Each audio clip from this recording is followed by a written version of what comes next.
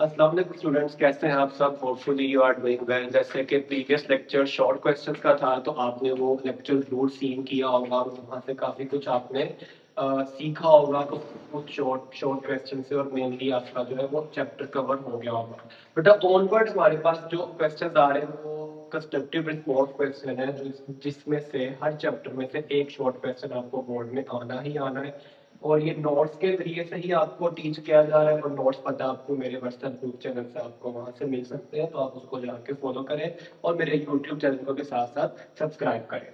तो बेटा हमारा फर्स्ट जो यहाँ क्वेश्चन आ रहा है कि आइडेंटिफाई द लिमिटिंग रिएक्टेंट, कि हमें कैसे पता चलता है कि हमारे किसी भी रिएक्शन के अंदर कोई भी लिमिटिंग रिएक्टेंट कौन सा ऐसा रिएक्टेंट जो जल्दी खत्म हो रहा है, जो जल्दी आपके रिएक्शन को वाइंड अप कर रहा है। तो बेटा उसके लिए उसकी जो आपके पास जो आइडेंटिफिकेशन है वो दो है। पहली क्या यूज फर्स्ट, कि वो रिएक्शन के अंदर जल्दी कंज्यूम हो जाता है। हमें नजर आ रहा होता है कि वो जो रिएक्टेंट है वो कंज्यूम हो चुका है और सिर्फ वहाँ हवा या पानी पानी रह गया होगा और बाकी रिएक्शन आगे प्रोसीड नहीं कर रहा। देन बेटा उसको हम थ्योरेटिकली क्या करते हैं, उनके मोल्स को बैलेंस केमिकल इक्वेशंस करके मोल्स को हम कंपेयर करते हैं, और अल्टीमेटली उससे हमें पता चल जाता है कि हमारा यहाँ लिमिटिंग रिएक्टेंट कौन सा है रिएक्शन के अंदर। प्रोडक्ट्स होते हैं, रिएक्टेंट्स होते हैं। रिएक्टेंट्स हमें बताएंगे कि यहाँ आपका रिएक्शन ऑनवर्ड आगे चलेगा कि नहीं चलेगा।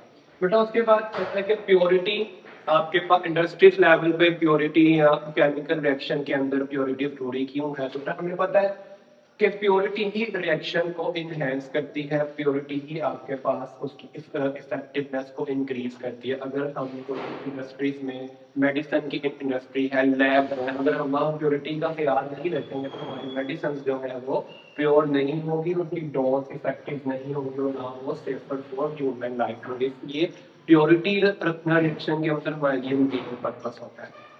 द नेक्स्ट आ जाए थर्ड, आपके पास चैप्टर नंबर 15 चल रहा है स्टोइकियोमेट्री। उसका आपके पास थर्ड शॉर्ट क्वेश्चन है कि रिवर्सिबल रिएक्शन जो है उसके अंदर आपका कोई लिमिटिंग रिएक्टेंट क्या होता है?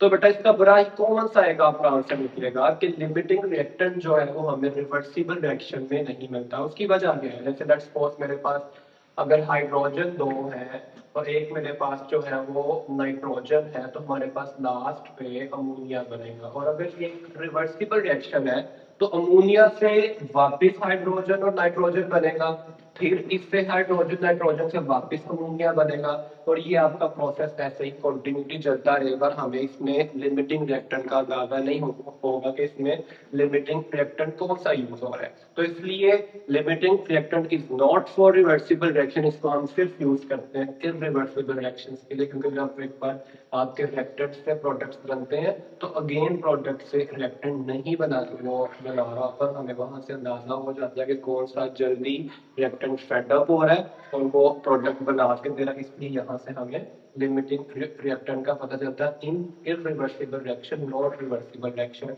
उसके बाद तो हमारे पास जो नेक्स्ट टू शॉर्ट क्वेश्चंस आ गए, क्वेश्चन नंबर 4 है और ये क्वेश्चन नंबर 5 है आपके पास। और 4 क्वेश्चंस में वो हमें कह रहा है कि हमें कैसे पता चलेगा कि किसी भी मॉलिक्यूलर फॉर्मूला का ये एम्पिरिकल फॉर्मूला बन गया है। तो सिंपल सी बात है, आपने मॉलिक्यूलर फॉर्मूला भी पढ़ा होगा, जो एक्चुअल नंबर ऑफ एटम्स होते हैं किसी भी कंपाउंड या मॉलिक्यूल में हमारे पास, वो उसका मॉलिक्यूलर फॉर्मूला है। जैसे कि मैं यहाँ कहता हूँ C6H12O6, ये मेरे पास ग्लूकोज का फॉर्मूला है। अगर मैं इसको डायरेक्ट 6 पे भी डिवाइड कर लूँ, 2 पे भी डिवाइड कर सकता हूँ, मतलब ये अभी इसका एम्पिरिकल फॉर्मूला नहीं है, ये अभी इसका मॉलिक्यूलर फॉर्मूला है।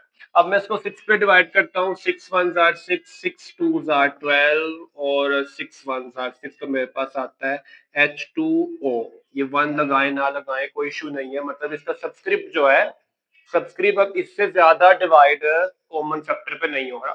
तो जहां हमें पता चलता है कि अब ये सबस्क्रिप्ट कॉमन फैक्टर पे डिवाइड नहीं हो रहा, तो वो उसका उस टाइम पे क्या बन जाता है, एम्पिरिकल फॉर्मूला बन जाता है। तो मतलब ये अगर मेरे पास मॉलिक्यूलर फॉर्मूला है तो ये मेरे पास उसका क्या आ जाएगा, एम्पिरिकल फॉर्मूला आ जाएगा। अंडरस्टैंड मेरी बात कर रहे हैं, समझ आपको आ रही है?